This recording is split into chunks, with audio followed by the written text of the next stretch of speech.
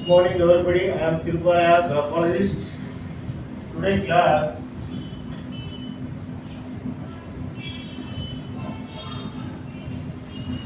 graphology.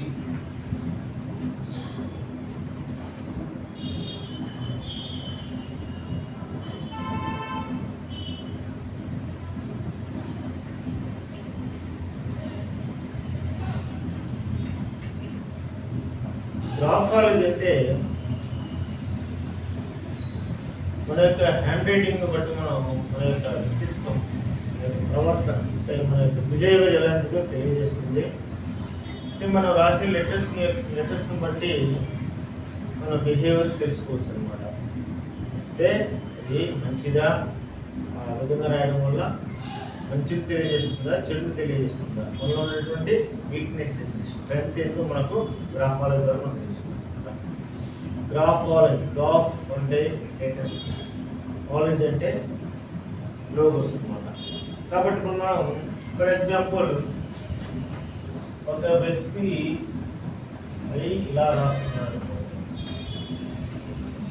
ఇలా రాస్తున్నాడంటే ఆ వ్యక్తి యొక్క మనస్తత్వం ఎలాంటిది అంటే ఫన్ పర్సన్ లాగా, అంటే అతని ఫన్ పర్సన్ అనమాట. ఫన్ పర్సన్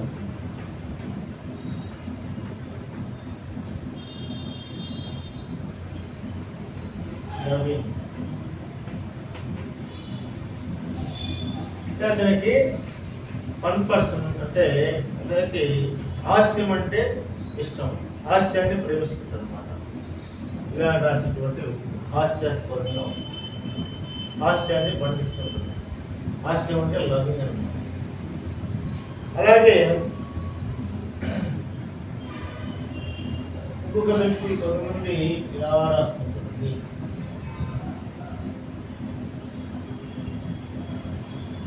ఇలా రాసే వ్యక్తి యొక్క మనస్తత్వం ఎలా ఉంటుంది, అతనిలో ఉన్నటువంటి లక్షణాలు ఏంటి అంటే సడన్ యాంగిల్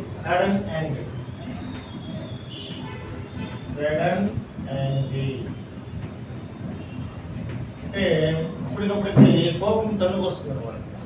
సడన్గా కోపం వచ్చేస్తుంది అనమాట. సడన్గా కోపం వస్తుంది and cool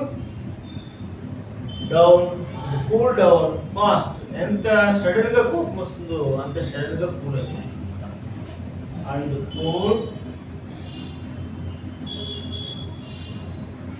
fast, cool down fast.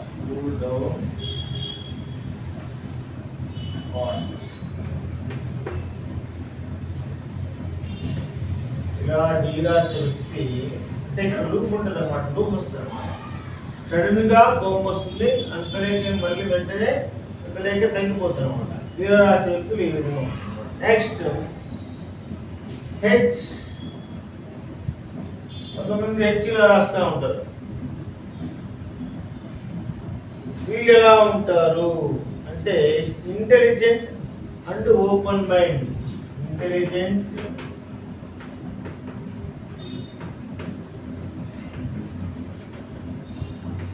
And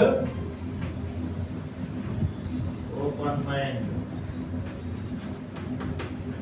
వీళ్ళు ఏది దాచిపెట్టుకోవడం చాలా తెలివికల్లో ఓపెన్ మైండ్గా ఉంటారు. ప్రతి ఒక్కటి విషయాన్ని ఓపెన్గా చెప్పేస్తుంటారు అనమాట. ఇలా రాసేవాళ్ళు అంటే వీళ్ళ యొక్క క్యారెక్టర్ ఇంటెలిజెంట్గా ఉంటారు మరియు ఓపెన్ మైండెడ్గా ఉంటారు, ఏది దాచుకోవడం అనమాట.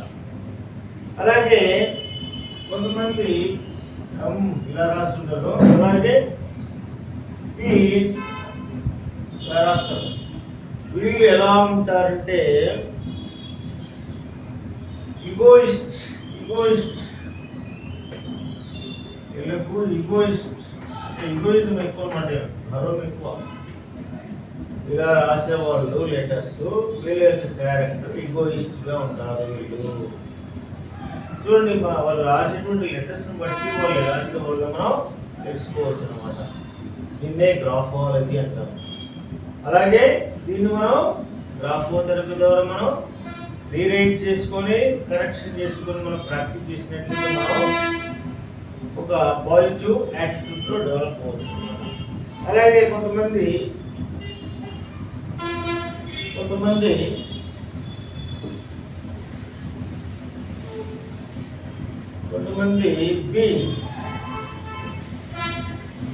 బి రాస్తూ ఉంటారు. వీళ్ళు ఫాలో ఐడియిజం,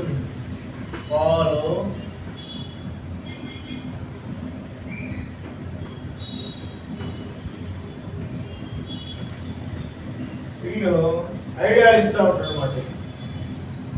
ఇలా రాసేవారు. నెక్స్ట్ కొంతమంది ఇలా రాస్తూ ఉంటారు. వీళ్ళు ఎలా ఉంటారంటే బ్రాడ్ మైండ్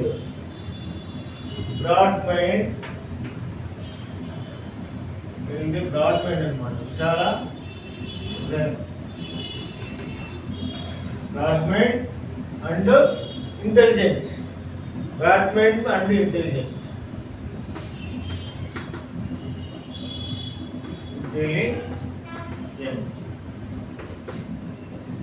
వీళ్ళు ఏదైనా సరే దురదృష్టితో ఆలోచిస్తారు. వాళ్ళ యొక్క మైండ్ బ్రాడ్గా ఉంటుంది, చాలా తెలివిగా ఉంటుంది అన్నమాట. అలాగే కొంతమంది ఇలా రాస్తారు. వీళ్ళు ఎలా ఉంటారంటే ఇంటెలిజెంట్. వీళ్ళు తెలివి కల వాళ్ళే, కానీ కన్ఫ్యూజన్లో ఉంటారు. ఇలా హెచ్చరాసే వాళ్ళు తెలివి కల వాళ్ళే, ఇంటెలిజెంటే, బట్ కన్ఫ్యూజన్లో ఉంటారు అని చెప్తున్నాడు గ్రాఫర్. అలాగే ఇంకొకరు రాసిన హెచ్చి. వీళ్ళు ఎలా ఉంది, వీళ్ళ యొక్క బిహేవియర్ ఎలా ఉంటుందంటే ఫ్రస్ట్రేషన్. వీళ్ళకు ఫ్రస్ట్రేషన్ ఎక్కువ, దానికి ఫ్రస్ట్రేషన్లో ఉంటారు అనమాట. ఏ విషయంలో కూడా ఫ్రస్ట్రేషన్ చూపిస్తాం. ఫ్రస్ట్రేషన్ అంటే ఫీల్ అవుతాం అన్నమాట. ఫీల్ అవుతాం.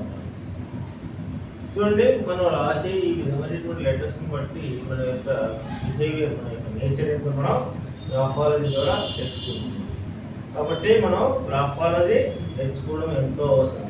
మన యొక్క బిహేవియర్, మనలో ఉన్నటువంటి స్ట్రెంగ్త్ను పెంచుకోవడం, అంటే వీక్నెసెస్ ఏమైనా ఉంటే వాటిని గ్రాఫాలజీ ద్వారా తీసుకొని థెరపీ ద్వారా వాటిని మనం డెవలప్ చేసుకోవచ్చు అన్నమాట.